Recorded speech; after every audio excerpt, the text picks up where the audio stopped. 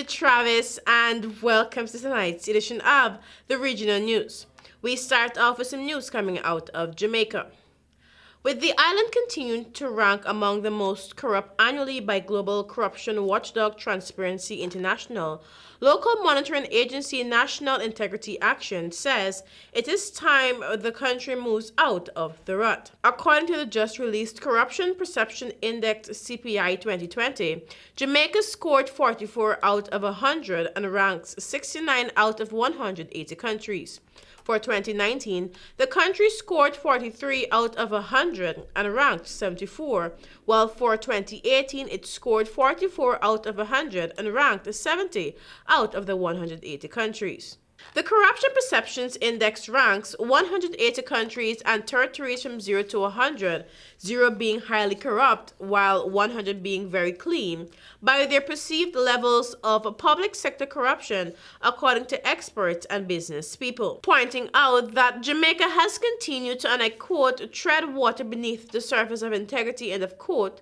The principal director of the National Integrity Action, Professor Trevor Monroe, said the index for 2018 saw a stagnant at score 44.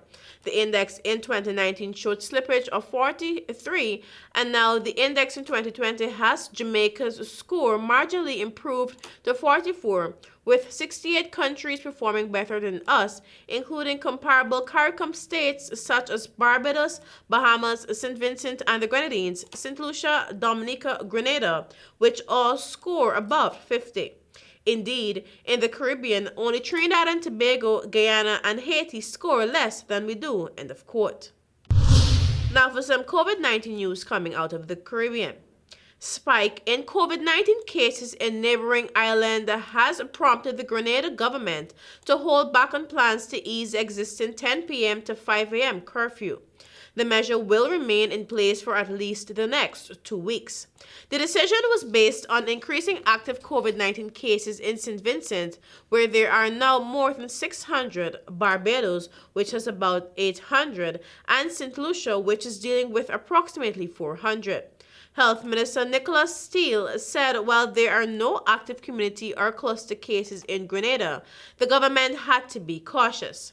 Up to last Wednesday, Grenada had not recorded any new COVID-19 cases, but 11 people still remained in self-isolation, while 270 are in total quarantine. The total number of cases recorded in Grenada is 148, including 1 death. Meanwhile, Health Minister in Bermuda, Kim Wilson, says more than 10,000 people, roughly a sixth of Bermuda's population, have registered their interest in vaccination against COVID-19.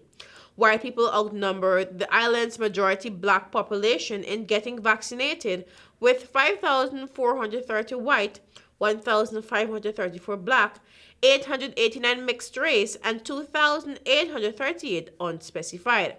Wilson said on Tuesday, as Government House confirmed almost 20,000 more doses of vaccine are on the way from the United Kingdom. Wilson said 2,932 people have been vaccinated in the week to last Saturday.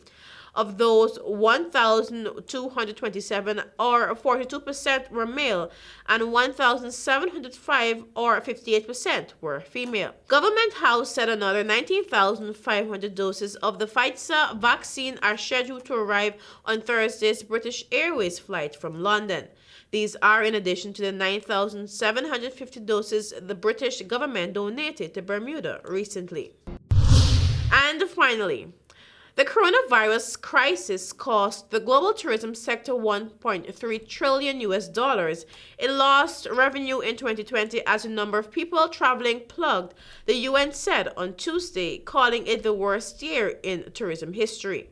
Revenue lost last year amounted to more than 11 times the loss recorded during the 2009 global economic crisis, the Madrid-based World Tourism Organization said in a statement, warning that between 100 and 120 million direct tourism jobs were at risk.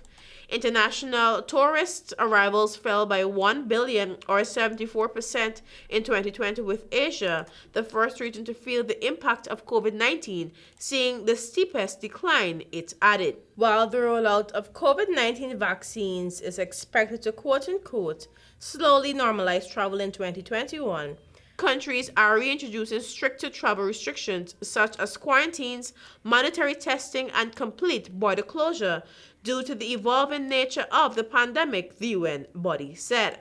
The last time international tourist arrivals posted an annual decline was in 2009, when the global economic crisis led to a 4% drop.